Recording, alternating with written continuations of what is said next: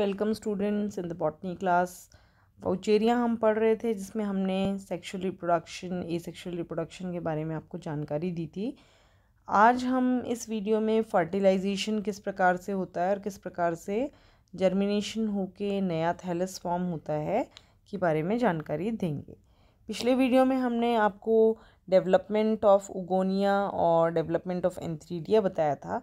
अब क्योंकि उगोनिया डेवलप हो जाता है जिसमें कि सिंगल एग सेल फॉर्म हो जाता है और इधर में एंथ्रीडिया जो बनता है उसके अंदर एंथ्रोजॉइड्स फॉर्म हो जाते हैं। इसके बाद फर्टिलाइजेशन का प्रोसेस शुरू होता है।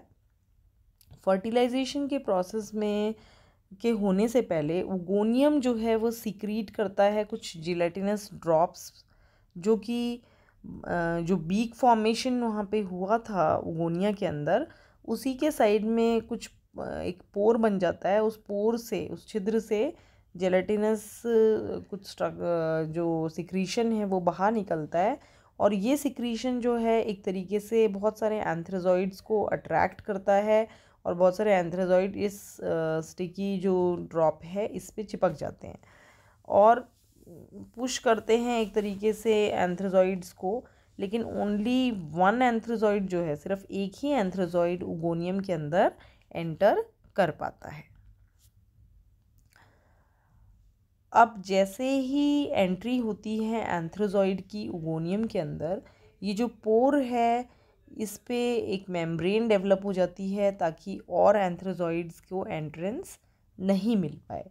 तो काफ़ी सारे एंथ्रोजॉइड्स आते हैं, अट्रैक्ट होते हैं और इस ड्रॉप पे चिपक भी जाते हैं, लेकिन सिर्फ एक ही एंथ्रोजॉइड जो है अंदर जा पाता है और उसके जाने के बाद में मेम्ब्रेन का फॉर्मेशन वहाँ पर हो जाता है।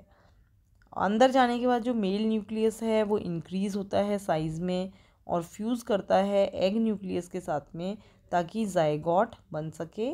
और जो जाइगोट फॉर्म होता है वह डिप्लॉइड होता है, क्योंकि आपको पता है कि गैमीड्स जो हैं, एग है वो हेप्लॉइड है और एंथ्रोजॉइड है वो भी हेप्लॉइड है। जब दो हेप्लॉइड स्ट्रक्चर फ्यूज़ करते हैं तो फ्यूज़ करने के बाद में जो स्ट्रक्चर बनता है वह डिप्लॉइड होता है। जाइगोट जो फॉर्म होता है वह थिक वॉल सिक्रीट कर लेता है। 3 से 7 लेयर्ड वॉल यहाँ पर बन जाती है और उसको फिर ऊस्पोर का नाम दे दिया जाता है। उस जाइगोट को हम ऊस्पोर के नाम से भी जानते हैं। और जो क्रोमैटोफोर्स वगैरह इसमें होते हैं वो डिजेनरेट हो जाते हैं और सेंटर में ही रहते हैं। वो ऊस्पोर जो फॉर्म हो जाता है वो कुछ टाइम के लिए रेस्टिंग फेज़ में चला जाता है। रेस्ट वहाँ पे मतलब एकदम से अगर कंडीशंस फेवरेबल नहीं हैं तो जो जाइगोट फॉर्म हुआ, जो ऊस्पोर फॉर्म हुआ, वो जर्मिनेट नहीं होता है तुरंत। वो तब जर्मिनेट होता है जब फेवरेबल कंडीशन आ जाती है और जब फेवरेबल कंडीशन आ जाती है तब उसका जो वॉल होता है स्पोर का वो डीजनरेट हो जाता है, वो फट जाता है और ऊस्पोर जो है लिबरेट आउट हो जाता है।